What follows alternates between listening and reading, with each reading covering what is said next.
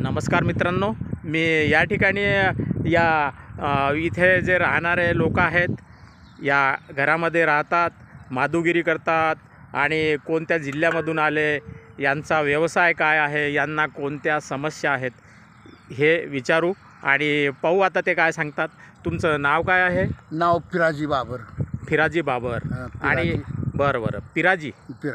आणि कधीपासून हा व्यवसाय करता? आम्ही पहिल्यापासून पहिले जन्मच गेला आमचा. अच्छा, जन्मापासूनच, सुरुवातीपासून? सुरुवातीपासून आमचं गोसाई लोक आम्ही. अच्छा, गोसाई लोक काम करतात. हां, गोसाई लोक. आणि नेमकं कोणतं काम असते? जाते माधुगिरी मागाचं गावात. अच्छा, माधुगिरी करायचं. आणि त्या गाड्या होत्या काही दिवसापूर्वी इथे उभ्या, ते तुमच्याच आहे का? हां, त्या कुठे गेल्या आता? ते गेले कुठं, इकडे यवतमाळ ह्याला त्याला. अच्छा, दुसऱ्या जिल्ह्यामध्ये गेल्या का? जिल्ह्यात गेल्या. आणि किती दिवस राहणार तुम्ही इथे? आता इथं राहायचं 1 महिनाभर. अच्छा अच्छा, 1 महिना राहाल का? महिना 2 महिने जिथं आपण तेवढं राहायचं आपल्या इच्छेनुसार. इच्छेनुसार. बरं, काही तुम्हाला इथे त्रास होतो का? नाही, काय नाही. कोणता त्रास नाही? काय नाही. वीज नसते आणि पाण्याचा त्रास होतो, ते काहीच त्रास नाही का? काय नाही. आता इकडं तिकडं पाणी बिनी पिताय. हो का? इकडे वीज आपला आहे, लाईट इकडे येते जाती.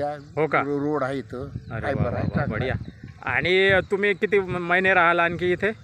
बघू आता काय जसं आपल्या ह्याच्यावर काय राहायची आमची काय गॅरंटी नाही. हो का? कधी 4 रोज राहता, कधी 8 रोज, कधी 10 रोज.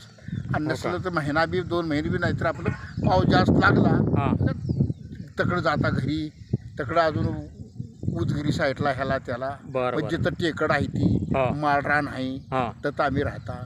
हो का? बरं, तुमच्या मुलांना याच व्यवसायामध्ये आणाल का? नाही, ती शाळा शिकाल, ती घरी शाळा शिकतात का? हां, ते आता आमची उमर गेली, ती मुलं शाळा शिकाल. म्हणजे त्या पिढीला या व्यवसायामध्ये तुम्ही आणू इच्छित नाही? इच्छित नाही. हो का? म्हणजे त्रास होतो का जास्त? आता आम्ही आमचा जन्म गेला ती गेला. बरं, त्यांच्याला नाही आता. हो का? आणि इथे किती लोक राहतात तुम्ही? आता इथं आम्ही आहे 3-4 लोक आहे. हो का? हे घर आहे तुमचं एक छोटंसं, ही गाडी आहे, ह्या वस्तू आहे, बस हाच तुमचा चांगला सुंदर संसार आहे निसर्गाच्या सान्निध्यामध्ये.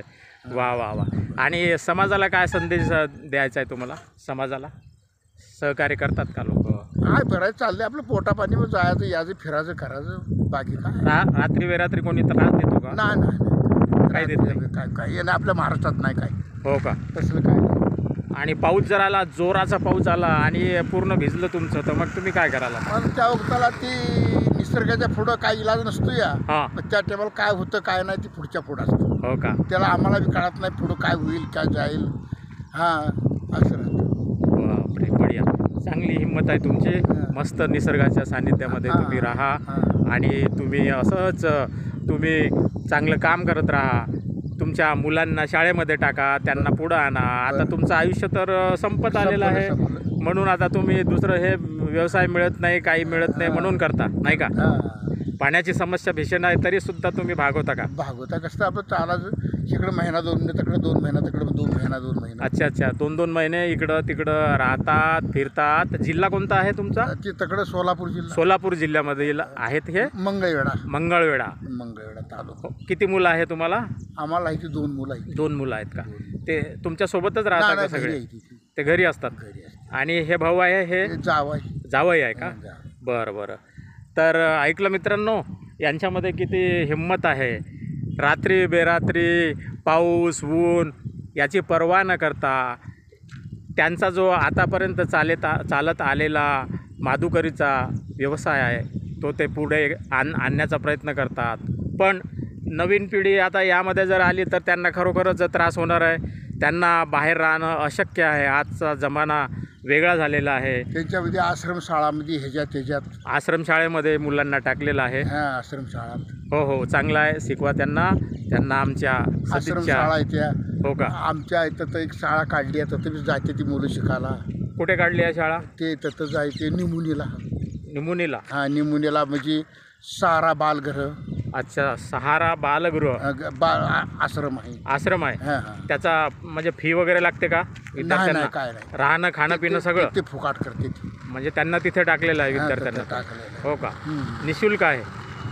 म्हणजे वा वा वा, ठीक आहे. हा व्हिडिओ आवडल्यास आपण माझ्या चॅनलला काय हां हा तू ते जे काय लोक काय देणगी देते ती त्याला बी हां हां हां मग ती आहे ती संस्थापक आहे ती हो हो हो मारुती शिंदे मारुती शिंदे ते चालवते ती बरं मग तिने त्यांच्याबद्दल आपलं काहीतरी कोणी काय दान दिलं गेलं तर ती घेते ती हो हो हो म्हणजे त्यांच्या संस्थासाठी हो हो हो सहकार्य सहकार्य जे काही द्यायचं असेल पैशाच्या स्वरूपामध्ये पैशा स्वरूपामध्ये हां काय देणगी द्यायचं असलं हां तर त्या बालगृह आश्रममध्ये बरं बरं देते ती आम्ही बी त्यांच्याला सांगतो गावात गेल्यावर हो हो बाबा आमची बी असं आहे हो मुलं शिकते ती शाळा बरं बरं बरं आणि अनाथ मुलाचा आश्रम आहे आम्हाला काही देणगी द्या हां चांगली गोष्ट आहे. ठीक आहे मित्रांनो, आपण आता यांची मुलाखत ऐकली आणि आपण सुद्धा यांना सदिच्छा देऊया.